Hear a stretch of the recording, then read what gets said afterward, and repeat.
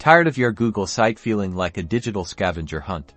Let's fix that with a search bar in under 90 seconds. First, head to the Google Sites page you want to edit and make sure you're in editing mode.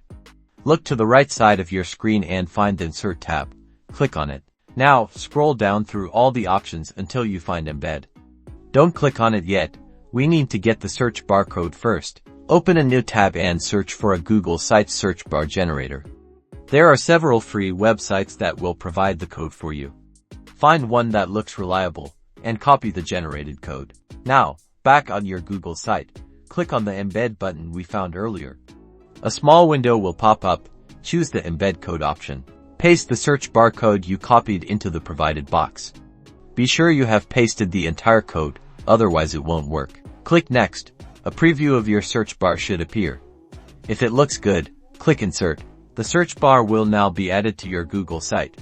Click and drag it to position it where you want it to appear on your page, likely at the top or in the sidebar. Click Publish to make your changes live. Now, visit your published site and test out your new search bar. Visitors can now easily find the information they need.